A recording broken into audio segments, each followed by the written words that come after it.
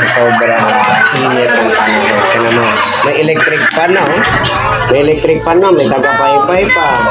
Ganun po talaga. Matindi, no? Yan. Ganyan naman na nila. So, magulo, no? Daming bata talaga. Ayan. Paypayan nyo ang boss, yung boss, yung boss. Yan ang boss, oh.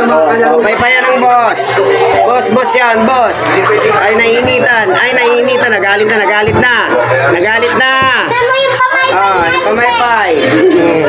Oh, boss. Oh, boss. Boss. Ayan, oh. Tagapaypay na kami nito. Grabe itong bata to. Electric fan na. Papaypayan pa talaga siya. Jek, ay bad yan, bad. Sige na, hindi naman umiyak. Go. Umiyak. Umiyak? Wawa naman. Jek, umayos ka. Ikaw talaga bad ka, Jek, ha? Padali, paypayan na. Paypayan na ang boss. Paypayan na yan. Oh, Nana. Oh, wala nang init. Ganyan po siya, oh. Hindi, wala nang init. Kasamahan dyan iba yun sa'yo eh. Nana, paypay kita na. Oh, lamig na, lamig. Lamig na. Ha?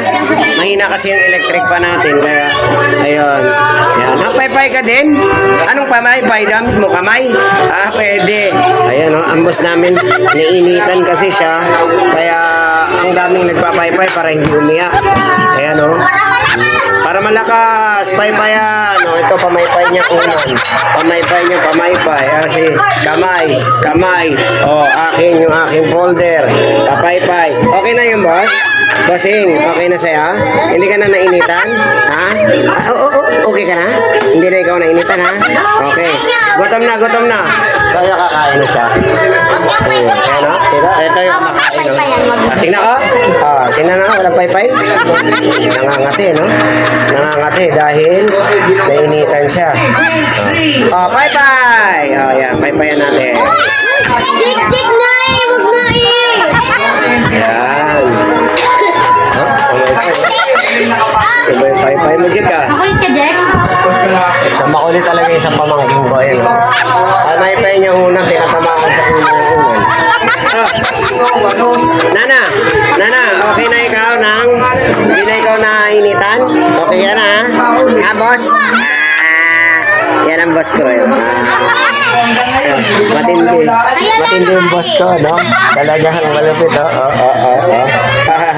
May pamaypay. Ayun. Ganun. Abang itong bulunggong na to kumakain. Ayun, may kumakain din doon. Itong mga to, yan, kailangan paypayan talaga kanya init. Sobrang init.